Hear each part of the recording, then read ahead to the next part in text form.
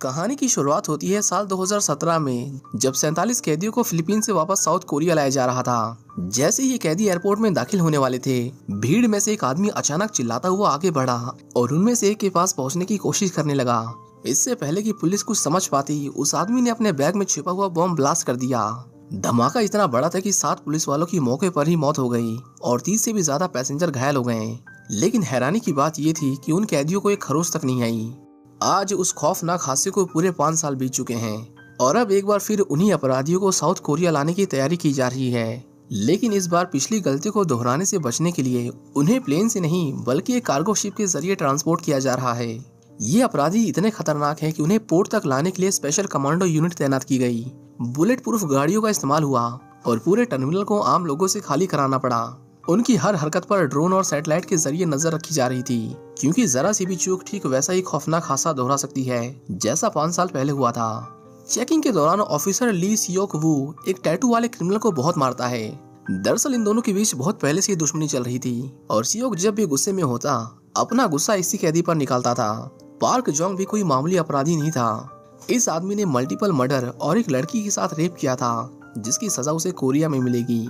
हम यहाँ एक और कैदी को देखते हैं जो दिखने में बहुत स्वीट और भोला भाला सा लग रहा होगा, पर आप मानेंगे नहीं कि असल में यही इन सब में सबसे खतरनाक आदमी है। इसी दौरान एक डॉक्टर अपनी नर्स के साथ पोर्ट पर पहुंचता है, जो इन्हीं कैदियों के साथ कोरिया जाएगा। वहीं दूसरी ओर वुंग, जो इस पूरे ऑपरेशन का हेड था, कार्गो नेविगेशन हेडक्वार्टर जाता है और उसके लोग वहां बैठे एम्प्लॉयज को हटाकर खुद पूरे सिस्टम पर कब्जा कर लेते हैं। इसी दौरान सभी कैदियों को शिप में बैठा दिया जाता है। सियोक वार्निंग देते हुए कहता है कि अब हम इंटरनेशनल सी में हैं, यहाँ से भागने की कोशिश मत करना, क्योंकि अगर पकड़े गए तो शूट एंड साइट का ऑर्डर है। जहाँ एक तरफ सभी ऑफिसर अपनी अपनी पोजीशन संभाल लेते हैं, वहीं दूसरी तरफ हम देखते हैं कि वही डॉक्टर चुपके से कुछ सिरिंज अपने बैग में भर रहा है। इसके बाद वो चुपचाप बेसमेंट की ओर बढ़ने लगता है। रास्ते में उसकी मुलाकात कुछ ऑफिसर से होती है, लेकिन किसी को उस पर जरा भी शक नहीं होता। डॉक्टर आगे बढ़ता रहा और एक सीक्रेट मैप की मदद से शिप के उस हिस्से तक पहुंच जाता है, जिसके बारे में खुद क्रू मेंबर्स को भी जानकारी नहीं थी। अंदर कुछ गार्ड्स या कहें कि कुछ गुंडे एक लाश को मॉनिटर कर रहे थे। जैसे ही कैमरा उसकी बॉडी पर फोकस करता है, हम देखते हैं कि उसकी आंखों को सील कर दिया गया है और मुंह पर ऑक्सीजन मास्क लगा हुआ है, जिससे साफ अंदाजा लगाया जा सकता है कि वो मरा नहीं है, बल्कि उसे इसी हालत में जिंदा रखा गया है। डॉक्टर ने जब उसका मुंह खोला तो अंदर कीड़े पड़े हुए थे, जो देखकर उसे घिन आ गई। उन गुंडों ने कहा, डॉक्टर तू बहुत बकबक करता है, अपना काम करो और निकल। डॉक्टर वही करता है जो उसे कहा गया था। वो उस लाश को बेहोशी का इंजेक्शन देता है। फिर बाकी गुंडों में से एक उसे याद दिलाता है कि हर 6 घंटे में ये इंजेक्शन देना जरूरी है, वरना ये मुर्दा चलने लगेगा। वहीं दूसरी ओर उन सभी कैदियों को खाना दिया जा रहा था। जैसे ही उन्हें खाने के डब्बे मिले, ज्यादातर कैदी उन पर टूट पड़े, लेकिन पार्क जोंग शांत बैठा रहा, जैसे किसी मौके का इंतजार कर रहा हो। तभी हम देखते हैं कि उसके मुंह के अंदर एक छोटा सा मेटल का टुकड़ा छुपा हुआ है, जिसे उसने ना जाने कब से वहां छुपा रखा था। कुछ देर बाद जब पुलिस वाले थोड़ी देर के लिए अपनी जगह से हटे, तो पार्क ने मौका देकर उस मेटल के टुकड़े को बाहर निकाला और धीरे धीरे उसे अपनी हथकड़ियां खोलने लगा। पास बैठा एक और कैदी उसे करते हुए देख लेता है, जिससे उसमें भी उम्मीद जागी कि वो यहाँ से भाग सकते हैं। इसी बीच हम शिप पर कुछ लोगों को देखते हैं, जिन्हें किचन में काम करने के लिए रखा गया था। उनमें से एक आदमी कैदियों के लॉक को तोड़ देता है और फिर वो अपने साथियों के साथ एक रूम में जाता है, जहाँ ढेर सारे वेपन्स रखे हुए थे। जो भी हथियार उनके हाथ लगा, उन्होंने उठाया और चुपचाप आगे बढ़ने लगे। लेकिन जैसे ही वो गैलरी से गुजर रहे थे, उनमें से एक का सूटकेस गलती से एक मेटल पाइप से टकरा गया, जिससे तेज आवाज हुई और पास में तैनात पुलिस वाले अलर्ट हो गए। उनके लीडर ने तुरंत झूठ बोलकर हालात को संभालने की कोशिश की, लेकिन तभी एक पुलिस वाले की नजर उनके हाथ में छिपी हुई बंदूक पर पड़ी। इससे पहले कि वो कुछ समझ पाते, उन्होंने अचानक हमला कर दिया और उन सभी पुलिस वालों को बेरहमी से मार डाला। सारे सबूत मिटाने के लिए उन्होंने पुलिस वालों की लाशों को फ्रीजर में छुपा दिया और फिर आगे बढ़ गए। इसके बाद वो सीधे कॉकपिट में पहुंचे और वहां मौजूद सभी क्रू मेंबर्स को मार डाला। अब सिर्फ 2 लोग जिंदा बचे थे जो शिप को चला सकते थे। इन लोगों ने शिप का सारा कम्युनिकेशन काट दिया, टेलीफोन लाइनों को तोड़ा गया, सभी डिवाइसेस को डिस्ट्रॉय कर दिया गया, ताकि किसी भी कंट्री से कांटेक्ट ना हो सके। एक आदमी शिप के ऊपर चढ़ा और मेन लाइन काट दी, जिससे कोरिया में उस शिप की लाइव लोकेशन पूरी तरह से बंद हो गई। वहीं शिप के अंदर ऑफिसर हैना ने देखा कि उसके वॉकी टॉकी में सिग्नल नहीं आ रहा था। उसने अपनी टीम से कांटेक्ट करने की कई कोशिशें की, लेकिन जब किसी तरफ से जवाब नहीं आया तो वो खुद ऊपर जाकर पता लगाने की कोशिश करने लगी कि आखिर चल क्या रहा है। दूसरी तरफ पार्क जोंग के साथ मौजूद एक और कैदी हथकड़ी खोलने में लगा हुआ था, लेकिन उसी दौरान गलती से उसका हाथ एक मेटल पाइप से टकरा गया, जिससे आवाज हो गई आवाज सुनकर एक पुलिस वाला वहां आया। उसने जब देखा कि कैदी ने लॉक तोड़ दिया है तो वो तुरंत एक्टिव हो गया, लेकिन तभी पार्क ने पीछे से उस पर हमला कर दिया। उसने उसे बुरी तरह पीटा और फिर उसका सर फोड़कर उसकी जान ले ली। पार्क के बाकी साथी भी ऑफिसरों को मारते काटते हुए सेल तक पहुंचते हैं और इस बीच उन्होंने इतना खून खराबा किया था जिसकी कोई हद नहीं थी। और अभी ये तो बस शुरुआत थी। आगे आगे देखिए, इस फिल्म में इतना खून खराबा है कि आप भी सोचने पर मजबूर हो जाएंगे कि भला कोई ऐसी फिल्म बना कैसे सकता है। पार्क जोंग अपने लोगों को सभी को मारने के ऑर्डर्स देता है। इसके बाद उसने उस ऑफिसर के दिल में चाकू घोंपकर उसे तड़प तड़प कर मरते हुए देखा, लेकिन वो यहीं नहीं रुका। फिर उसने अपनी पैंट उतारी और उसकी लाश पर पेशाब किया ताकि उसके दिल को सुकून मिले। इसी बीच ऑफिसर हैना सियोक को ढूंढते हुए डेक पर आती है। जैसे ही उसने डॉक्टर को ऊपर आते देखा, उसने तुरंत पूछा कि वो नीचे क्या करने गया था। डॉक्टर थोड़ा घबरा गया और मन ही मन कोई जवाब सोचने लगा, लेकिन तभी सियोक वहां पहुंच जाता है, जिससे डॉक्टर बच गया। उसी समय ऑफिसर ने देखा कि एक आदमी शिप के ऊपर चढ़ रहा था और उसके हाथ में कुल्हाड़ी थी। वो समझ गए कि कुछ तो गड़बड़ है, इसलिए वो फटाफट कैबिन की ओर भागे। पार्क जोंग के साथी सभी कैदियों को आजाद कर देते हैं, लेकिन अब वहाँ सिर्फ पार्क ही चलने वाली थी। तभी उनमें से एक कैदी ज्यादा चालाक बनने की कोशिश करता है। वो कहता है कि वो पुलिस वाली लड़कियां कहाँ हैं, मुझे उनके साथ मजे करने हैं। लेकिन इतना सुनते ही पार्क ने उसे गोली मार दी और कहा वो मेरी है।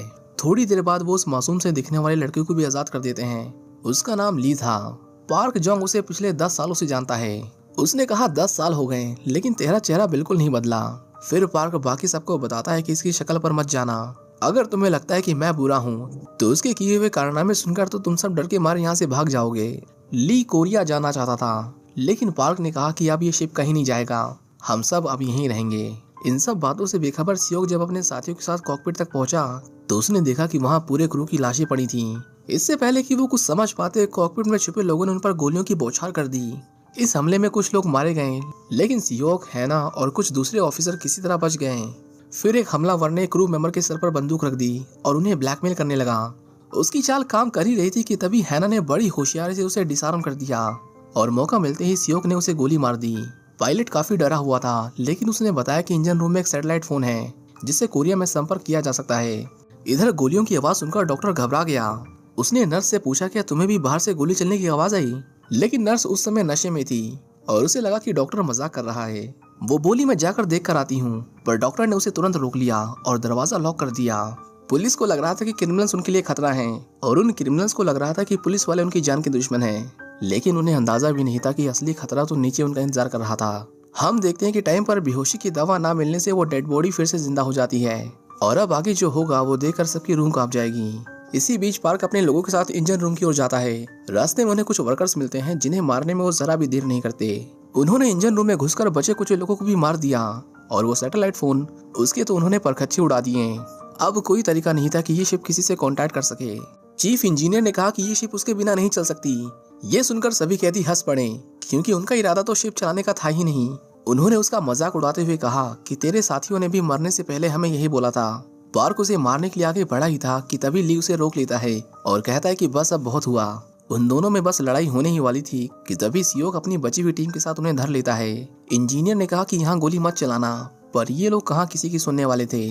पार्क जोंग चाहता था कि वो सियोक को अपने हाथों से तड़पा तड़पा कर मारे, पर निहत्था होने के बाद भी सियोक की आंखों में उसका कोई डर नहीं था। दोनों गुटों के बीच बहुत भयानक लड़ाई शुरू हो जाती है। कोई किसी का गला काट रहा था तो कोई किसी का सर फोड़ रहा था। उसी दौरान एक आदमी वहाँ से भागने की कोशिश करता है, पर तभी वो डेड बॉडी अचानक उसके सामने आ खड़ी हुई।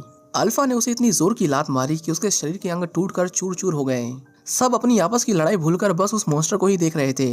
अल्फा उन सभी को एक एक करके स्कैन करता है और फिर चाकू उठाकर उन्हें इस तरह काटता है जैसे कि कोई कसाई हो।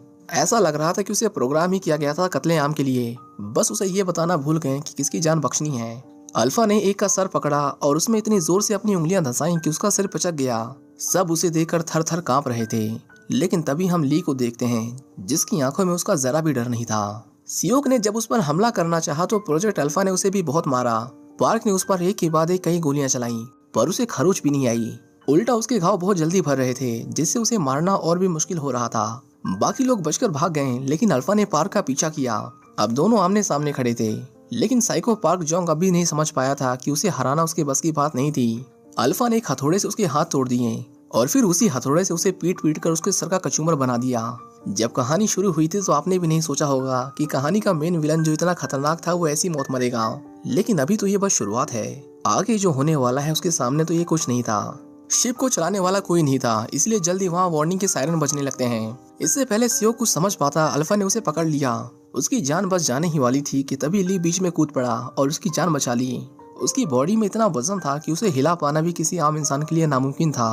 किसी तरह जान बचा के भागते हुए ली ने एक मोटा लोहे का गेट बंद करना चाहा, पर अल्फा उसे अपनी पूरी ताकत से रोकने की कोशिश करता है। इससे पहले वो दरवाजा तोड़ देता, उन्होंने हिम्मत करके उसे जोर से लात मारी और इसी बीच दरवाजा बंद हो गया। वहीं वोंग एक सैटेलाइट की मदद से उस शिप को ट्रैक कर लेता है। तस्वीरें देखकर वो तुरंत समझ गया कि कुछ तो गड़बड़ है। जरूर उन कैदियों ने उस शिप पर कब्जा कर लिया होगा। वो बार बार एक आदमी की कॉल को टालने की कोशिश कर रहा था, लेकिन हालात ऐसे हो गए कि आखिरकार उसे फोन उठाना ही पड़ा। कॉल पर उसका बॉस गुस्से में कहता है कि उस शिप पर जाओ और अल्फा को लेकर आओ। वोंग उसे समझाने की कोशिश करता है कि ये बहुत रिस्की है, लेकिन उसकी ये बात सुनकर बॉस और भी ज्यादा गुस्सा हो गया।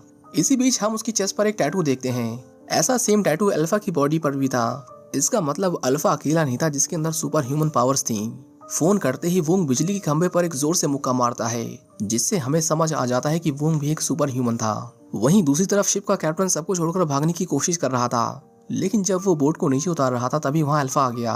उन दोनों को बेरहमी से मारने के बाद उसने रेस्क्यू बोट के टुकड़े कर दिए ताकि इस शिप से कोई भाग न सके। पास ही में मौजूद नर्स को अपने कैबिन के बाहर कुछ जोर जोर से पटकने की आवाजें सुनाई दी। वो थोड़ी घबराई हुई थी, लेकिन डॉक्टर के मना करने के बावजूद वो धीरे धीरे गेट की तरफ बढ़ने लगी। जैसे ही उसने बाहर झांका, अल्फा ने उसकी गर्दन पकड़ ली और इतनी जोर से दबाया कि उसके गले की नसें फट गईं। इतनी खूबसूरत लड़की की इतनी भयानक मौत देखकर डॉक्टर ने अपनी आंखें बंद कर ली ताकि उसे ये घिनौना मंजर देखना ना पड़े। ज्यादा देर रुकता तो उसका भी यही हाल होता, इसीलिए वो अपनी पूरी जी जान लगाकर भागा और आखिर में ऑफिसर सियोक और ली से मिला, जो उसी को ढूंढते हुए शिप में भटक रहे थे। सियोक ने डॉक्टर से पूछा, तुम उसके बारे में क्या जानते हो? जिसके जवाब में डॉक्टर ने उसे सब कुछ सच सच बता दिया। दरअसल प्रोजेक्ट अल्फा एक गैर कानूनी एक्सपेरिमेंट था जिसे इयोन जेनेटिक्स नाम की फार्मा कंपनी चला रही थी। ये कंपनी शुरुआत में इंसान को 10 साल तक जवान बनाए रखने वाली विटामिन बनाती थी, लेकिन इसकी आड़ में वो सुपर ह्यूमन वेपन्स तैयार कर रहे थे। उन्हें बहुत चोट आई थी, पर डॉक्टर ने बताया कि वो अपनी फर्स्ट एड किट बेसमेंट में ही छोड़ आया है। सीओ कहता है कि तुम लोग नीचे जाओ, मैं देख कर आता हूँ कि कोई जिंदा बचा है कि नहीं। इसी बीच हम उन फीमेल प्रिजनर्स को देखते हैं जिन्होंने बड़ी चालाकी से अपने ऊपर नजर रखने वाली ऑफिसर को बंदी बना लिया था।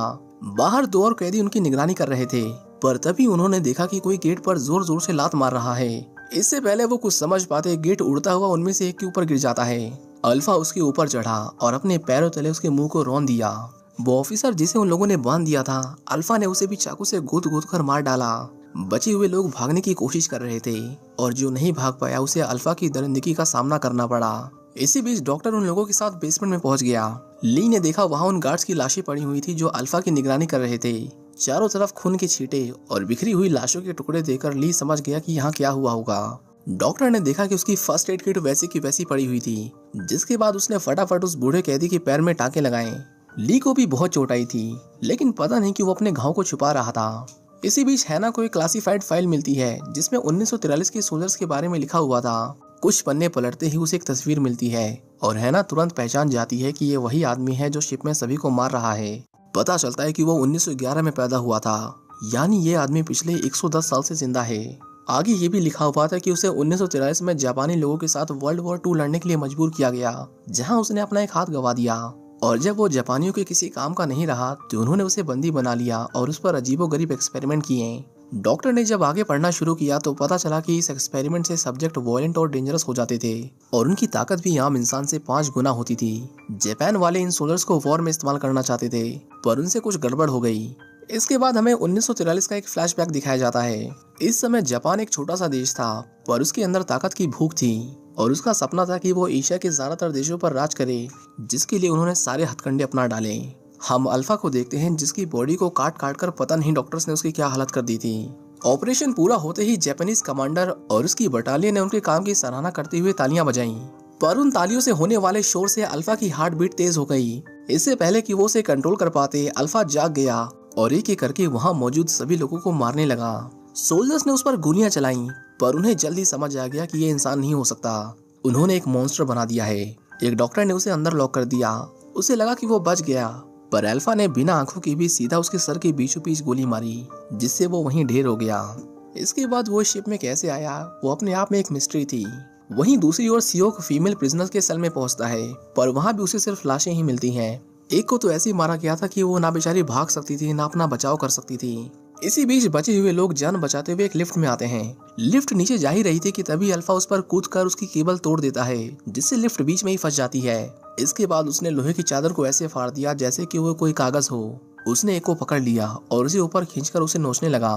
सियोग ने पहुंचने में देर कर दी थी। उसने सबसे पहले उस फीमेल प्रिजनर की लिफ्ट से निकलने में मदद की, लेकिन उस दूसरे कैदी की जान बचाना इतना आसान नहीं था। वो कैदी भी ये बात समझ गया था, इसलिए उसने उन दोनों को बचाने के लिए अल्फा को रोके रखा। जल्दी लिफ्ट टूट गई और वो दोनों सीधा कई फीट नीचे जा गिरे। धमाका इतना तेज था कि आवाज बेसमेंट तक सुनाई दी। लेकिन जब सियोक ने नीचे झांका तो पाया कि वो अभी तक जिंदा था। वहीं वुंग अपने लोगों के साथ शिप पर पहुंच गया। उसके लोग लैंड करने से पहले खुद में सुपर सोल्जर सीरम इंजेक्ट कर लेते हैं, जिससे उन्हें कुछ देर के लिए सुपर ह्यूमन पावर्स मिल गई।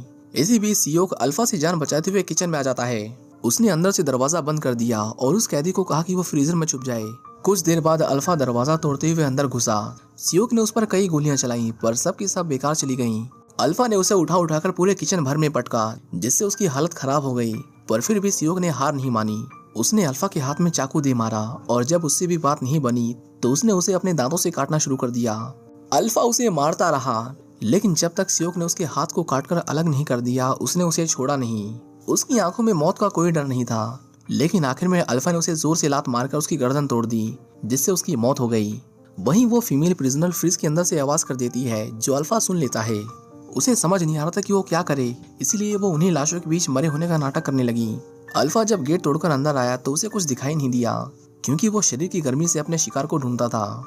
यहाँ तक कि वो इतने करीब आ गया था कि उसकी सांसें अल्फा के चेहरे को छू रही थी, पर अंदर इतनी ठंड थी कि अल्फा कुछ महसूस नहीं कर सकता था। इसी बीच अल्फा को हेलीकॉप्टर की आवाज आई, जिससे उसका ध्यान भटक गया और वो वहां से चला गया। वुंग जैसे ही शिप में आया, उसने देखा कि चारों ओर लाशें पड़ी हुई थी। सोल्जर्स ने एक एक कोने में तलाशी की, पर उन्हें कुछ नहीं मिला। इससे पहले कि वो आगे बढ़ते, वो फीमेल प्रिजनर मदद की उम्मीद में भागते हुए उनके पास आ पहुंची। उसने कहा, जल्दी यहाँ से चलो, नहीं तो वो आ जाएगा। पर वुंग ने उसे वहीं गोली मार दी। उनकी आवाज सुनकर हैना और डॉक्टर उन तक पहुंच गए, पर जब उन्होंने सामने लाश पड़ी देखी तो वो समझ गए कि ये उन्हें बचाने नहीं आए। हैना ने तुरंत उन्हें सरेंडर करने को कहा, लेकिन वुंग ने उसे भी मार दिया। वो बाकियों को भी मारने वाला था, पर तभी ली सुपर स्पीड से उन सोल्जर्स को ऐसा करने से रोक लेता है। वुंग सोच में पड़ गया कि ये कौन है, पर जब उसने उसके कपड़े फाड़कर उसकी चेस्ट पर वो निशान देखा तो वो समझ गया कि ये उन्हीं में से एक था। ली इस शिप में जानबूझकर आया था ताकि वो उन तक पहुंच सके। वुंग ने जब उसे गौर से देखा तो उसे याद आ गया कि वो कौन था। दरअसल सालों पहले दो गैंग्स आपस में भिड़ गई थी, जिसमें सभी ने एक दूसरे को मार दिया था। उन मरने वाले लोगों में ली भी शामिल था। वुंग ने सभी की लाशें उठाई और उन्हें एक्सपेरिमेंट के लिए भेज दिया। उन दर्जनों लाशों में सिर्फ ली ही था जिस पर उस दवा का असर हुआ था। पर जब पहले कुछ घंटों तक उसकी बॉडी में कुछ हरकत नहीं हुई तो उन्होंने उसे मरा हुआ समझकर उसे बाकी लाशों के साथ ठिकाने लगाने को कहा। इसके बाद उन सभी को एक पिग फार्म में लाया गया और उन पर कोई चीज छिड़की गई ताकि पिग उन लाशों को अपना चारा समझकर खा जाएं। पर तभी ली को होश आ जाता है और जब उसने सुना कि यहाँ उसे मारने की बातें हो रही हैं तो उसने वहाँ मौजूद हर एक आदमी को मार दिया और वहाँ से भाग गया। जल्दी उसे समझ आ गया कि अब वो कोई आम इंसान नहीं था, पर फिर भी उसने कोशिश की कि उसके बारे में किसी को ना पता चले और खुद को दुनिया से छुपा कर रखा। पर किस्मत को शायद ये मंजूर नहीं था। जल्दी वुंग ने उसकी फैमिली को ढूंढ लिया और उसकी वाइफ और उसके बेटे को मार दिया। शुरुआत से लेकर अब तक ये सब ली की साजिश थी ताकि वो अपने परिवार के कातिलों तक पहुंचकर उनसे बदला ले सके। वो दोनों लड़ ही रहे थे कि तभी वहाँ अल्फा आ जाता है। मॉन्ग ने कहा कि सिर्फ उसके सर पर गोली मारना, जिसके बाद सोल्जर्स ने उस पर गोलियों की बारिश कर दी। अल्फा किसी तरह खुद को शील्ड करते हुए एक एक को मारता चला गया। इसी बीच डॉक्टर और वो कैदी मौका मिलते ही वहाँ से भाग खड़े हुए। उन्होंने बाहर आकर देखा कि हेलीकॉप्टर अभी भी वहीं खड़ा था। वो जल्द ही अंदर घुसी और पायलट के सर पर बंदूक रखकर उन्हें तुरंत वहाँ से निकालने को कहा। पर ये उनकी बहुत बड़ी भूल थी, क्योंकि पायलट तुरंत उन दोनों को गोली मार देता है और इस तरह शिप में आने वाले सारे इंसान मारे जा चुके थे। वहीं अंदर अल्फा वुंग पर अटैक करता है, पर वो बाकियों की तरह इजी टारगेट नहीं था। वुंग ने कहा, तुम बहुत महंगे हो, काश तुम्हें मारना ना पड़ता। वुंग ने उसे बहुत मारा और आखिर में बड़ी बेरहमी से उसने अल्फा का गला रेतकर उसका काम तमाम कर दिया। अब शिप पर सिर्फ वुंग और ली ही बचे हुए थे। उन दोनों के बीच जोरदार टक्कर हुई। दोनों ही बराबर ताकतवर थे, लेकिन वुंग के पास मिलिट्री का एक्सपीरियंस था जो ली पर बहुत भारी पड़ रहा था। उसे मारने से पहले वुंग ने उसे कहा कि तुम्हारे बेटे की शक्ल हूबहू तुमसे मेल खाती थी। तुझे मारकर मुझे वही दिन याद आ रहा है जब मैंने उसे मारा था। ये सुनकर ली गुस्से से पागल हो गया। उसने वुंग को कई बार चाकू से स्टैब किया और उसे इतनी जोर से लात मारी कि वो रेलिंग तोड़ते हुए सीधा समुद्र में जा गिरा। ली इतने पे ही नहीं रुका, वो भी उसके साथ नीचे कूद गया और उसे तब तक मारता रहा जब तक वो मर नहीं गया। इस काली रात के बाद जब अगले दिन का सूरज उगा तो शिप में हुए कत्लेआम की खबर एक नेशनल हेडलाइन बन चुकी थी। हम बूम के बॉस को देखते हैं जो अपने नए टेस्ट सब्जेक्ट्स का इंस्पेक्शन करने आया था। साइंटिस्ट ने उसे बताया कि उन पर बहुत ज्यादा प्रेशर है, वो इतने दबाव में काम नहीं कर सकते। पर बॉस ने उन्हें समझाया कि डरो मत, सब कुछ कंट्रोल में है। इसके बाद वो एक सेल में आया जिसके अंदर उन्होंने एक बच्ची को कैद कर रखा था। ध्यान से देखिए इस चेहरे को, ये कुछ जाना पहचाना नहीं लग रहा। पता चलता है कि उस दिन वुंग ने ली के बेटे को नहीं मारा था, क्योंकि उसके अंदर भी ली की तरह सुपर पावर्स थी जो उसे जन्म से मिली थी। उन्होंने उसे कैद में रखकर बड़ा किया, जिसकी बेचारी ली को जरा भी भनक नहीं थी। उसे तो यही लग रहा था कि उन लोगों ने उसे मार दिया। आखिर में हमें दिखाया जाता है कि समुद्र की तेज लहरें ली को बहाते हुए एक बीच पर ले आईं। वहां पड़े कचरे को देखकर ली समझ गया कि वो कोरिया में है। अब इसके आगे वो क्या करेगा ये तो हमें इस मूवी के अगले पार्ट में ही पता चलेगा। आगे की कहानी आप खुद गेस कर सकते हैं, पर शायद उसका कोई फायदा नहीं, क्योंकि जिस मूवी में इतने खतरनाक विलन्स को डायरेक्टर ने इतनी बुरी मौत मारा उसमें कुछ भी हो सकता है। इसमें तो इन लोगों ने इतना खून खराबा दिखा दिया, पता नहीं अगले पार्ट में ये लोग क्या ही करेंगे। खैर हमें कमेंट्स करके बताएं कि आप इसकी अगले सीक्वल के लिए एक्साइटेड हैं कि नहीं। बाकी ऐसी ही वीडियोस के लिए चैनल को सब्सक्राइब कीजिए। मिलते हैं किसी दूसरी वीडियो में, तब तक के लिए thank you for watching. See you in the next one.